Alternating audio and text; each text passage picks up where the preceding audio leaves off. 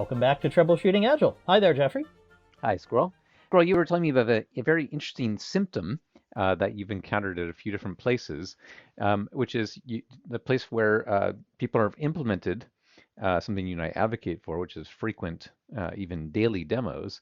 And then the request comes up from a team lead or a manager that, the team would really like to demo less frequently, which is kind of against the point of it. I wonder if you could tell us a little bit about these situations and what's going on and why people are saying this. Absolutely. So, I teach people, often in my consulting, a technique that I originally got from Alistair Coburn and you, called elephant carpaccio, meaning that you break whatever your task is into teeny weeny little pieces, very, very thin slices, and you show them. You might even show them every day, and you might show, I made a button, but the button doesn't work yet. And then the next day the button works, but it opens the wrong screen. And the day after that it works, but the report it generates doesn't have all the data in it.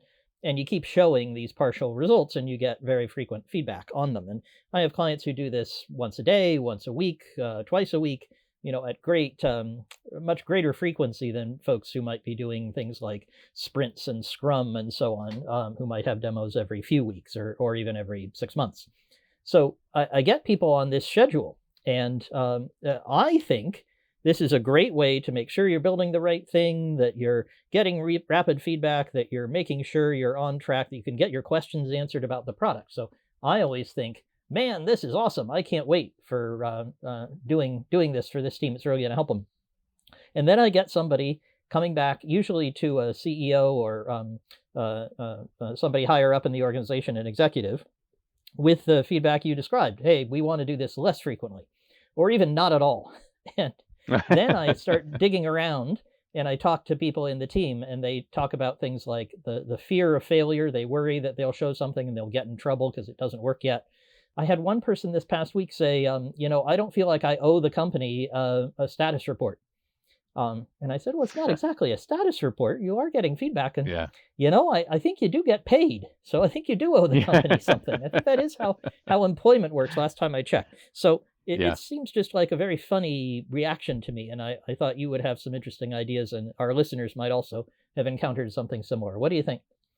Oh, I think this is fascinating. I think, well, I want to start with kind of like the most basic thought, which occurred to me, especially when you said like, I don't think I owe people a status report, which is like the power of norms, that people, whatever they're used to seems like the right thing. And it actually, in this sense, it reminds me of a story I was telling people here at the conference I'm at, which is like way back at my very first job. I had this experience where I was very curious, and I pulled out the source code for the product that was under development and tried to compile it. And there was a compiler error. And so I used the version control to figure out who checked it in. It was someone working on the editor of the IDE. I was at Borland at the time, and I went to the developer and said, "Hey, there's this, yeah, it doesn't compile." And he looked at me and said, "Well, of course it doesn't compile. We're still developing."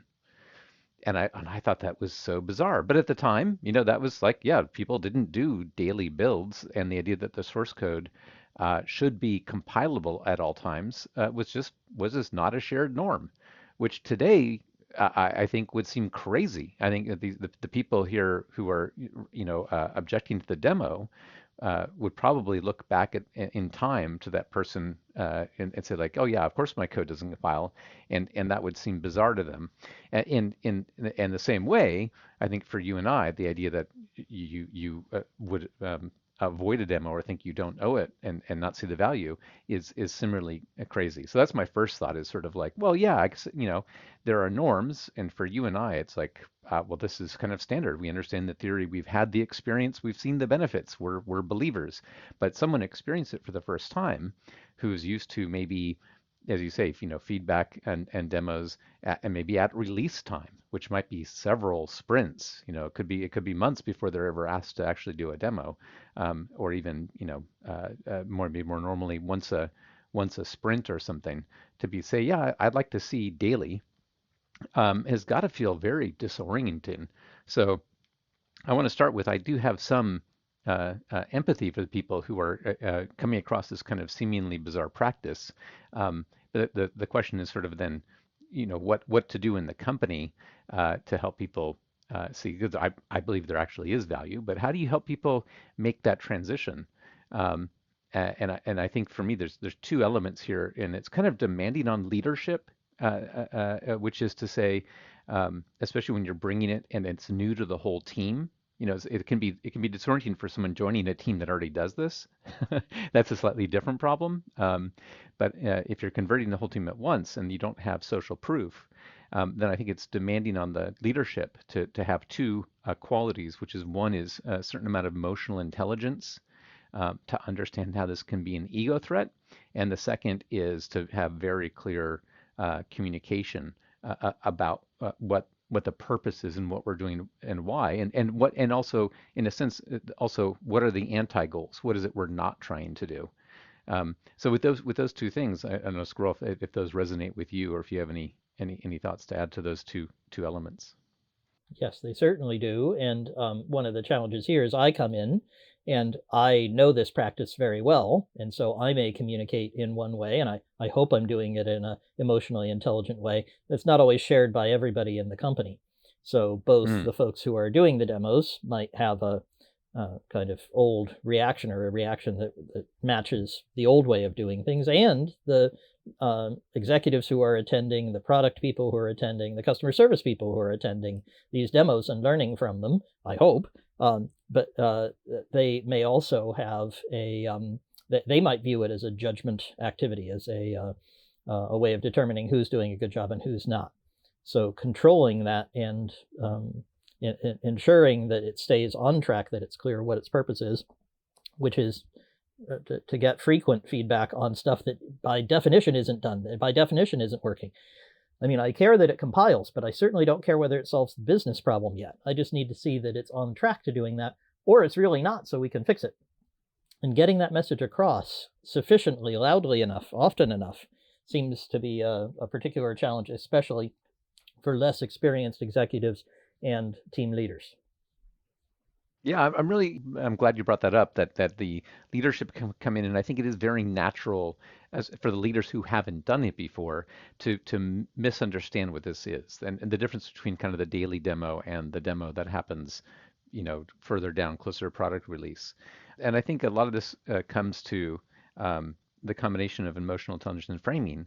And so, where the framing that I like to explain to developers is, I want to see what they're developing so that I can understand for myself, make decisions that I could have made earlier. If we had invested more in, say, interaction design, if we'd built more mock-ups, then I might have come to a decision about some elements like where I wanted buttons or how I wanted things to work.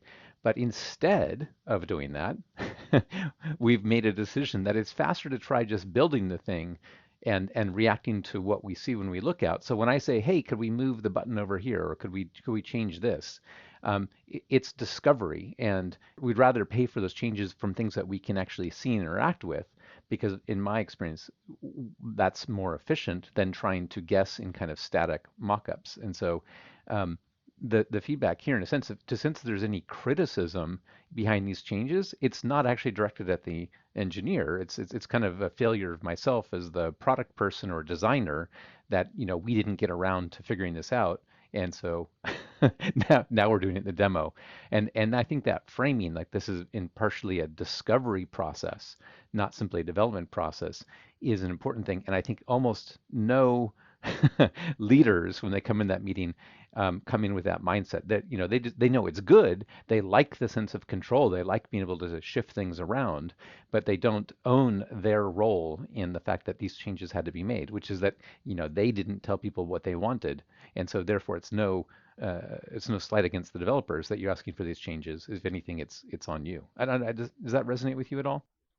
It does a bit, but I'll tell you that in many cases, I have folks who have behaved in that way before, when they were only seeing things every few months, and who would then complain and say, "This is wrong, and you should have known better, and why did you do it this way when I gave you a good mock-up?"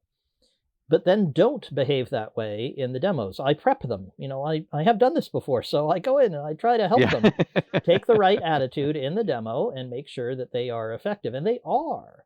But I still see this tremendous resistance from some engineers It may be a holdover from the previous behavior. It may be that they just don't like demoing that often. It's not quite clear to me exactly what the cause is in the absence of psychological unsafe behavior on the spot. So clearly, if somebody is shouting and yelling and saying you did a dumb thing and you're an idiot and why did you do this, I stop that immediately. So I make sure that there's none of that. I just don't allow it. But still, I get the reaction that I would have expected had that happened from some engineers. And I just wonder, is it genetic? Do they just not like it? No, no, no. I think I'm going to use a story that you've told me about the past about building trust. And the point I'm going to make here is that building trust requires active evidence, and the absence of a negative doesn't build trust the same way.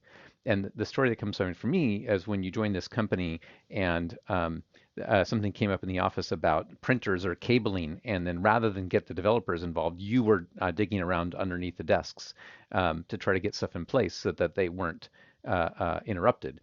And what I recall is them seeing you do that was proof of what you had told them, which is I'm going to try to make sure you're less interrupted. And it's like, okay, well, that sounds good. But then when they see you actually doing it, I think it has much more impact. And I think similarly, the leaders you're describing, you've coached them and you've prepped them, and they're behaving in a positive way. But there's not been that sort of step to make it explicit. And this is where I think the messaging comes in, that you actually need to tell people, like, you're going to feel uncomfortable. It's natural that you're interpreting this way. Here's what actually where we're doing it, and kind of, tell the story. And then now that same behavior on the part of the people running the demo is supporting the story that you gave them previously. By contrast, so this is the case where you tell them the story ahead of time and then the behavior matches it, and that builds more trust than simply someone having a negative view. And even though the fact that there was no negative behavior, there's still just, it's coming. Maybe it's hidden, it's going on in their mind. The fact that they're judging us and trying to decide who they're going to keep and who they're going to fire. Those kind of negative internal thoughts.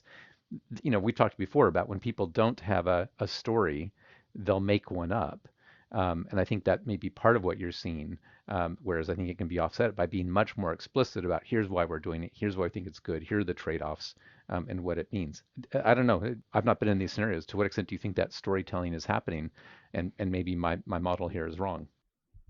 Well, I think it's happening, but it's happening from me, and it's not happening from the leaders as much as it could. Something that struck me while you were speaking is that I might see if I can get the leaders to do some demoing of their own, and specifically to pick something that didn't work so well. Now, of course, they might be, and I've got a client right now who has everybody in the company demo. So the marketing people were describing last week the amazing venue that they've got for a big launch later this year.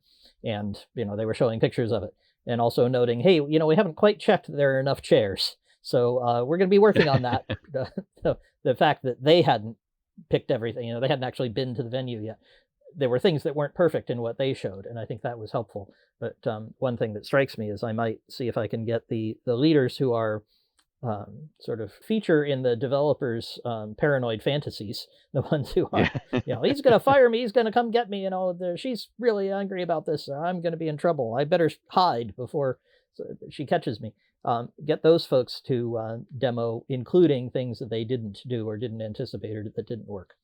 So Yeah. that's one that strikes me that might help because I'm inspired by your story of my experience, which I'd forgotten. Yeah, I think that social proof and going and it being all inclusive is really powerful. And I think certainly uh, I later ended up framing this kind of work in the saying, look, what we're trying to do here is have predictions and then checking what happens versus the prediction, and that's kind of a scale invariant thing we're doing. So we do it at our annual planning, we do it at our quarterly planning, we're doing it at our maybe monthly planning or our sprint planning, and then now we're at the sort of next level down of what we're doing in these daily demos, is the same as what we're doing at all the other levels, and we're doing it universally. This is not a special thing that only applies to you developers. So if they see the same thing happening with say designers or with product people or salespeople, the more it feels like it's universal and it's of a type, then the more consistent it feels, and the more positively people are going to regard it. They can't feel singled out if it seems consistent with what everyone else is doing. And I love your idea of the leaders doing it as well. This is what I hope to accomplish the past week, or here's what I'm planning to do today, and I'll come back and I'll be accountable for what I accomplished versus what I said I was going to do. I think that fits very well. Excellent. Well, I hope that's given our listeners some ideas about how to handle resistance to new ideas, perhaps ones that you pick up from us.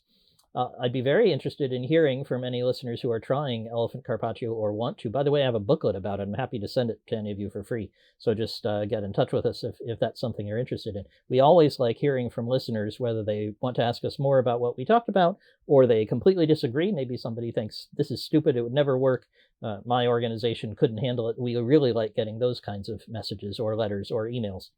The best way to get in touch with us for all of this stuff is to go to agileconversations.com, where you will find our book and you will find free materials of all kinds, videos and guides to holding a conversational dojo, whatever that is, and lots of different ways to get in touch with us. And we monitor those as best we can. I think we probably check, I don't know, whatever the bot version of Twitter is. We probably check that less often than email, but we try to get onto all of them and make sure that we respond to you. So please get in touch. We'd sure like to hear from you. Of course, the other way to keep in touch is to come back again next week when we'll have another edition of Troubleshooting Agile. Thanks, Jeffrey. Thanks, Squirrel.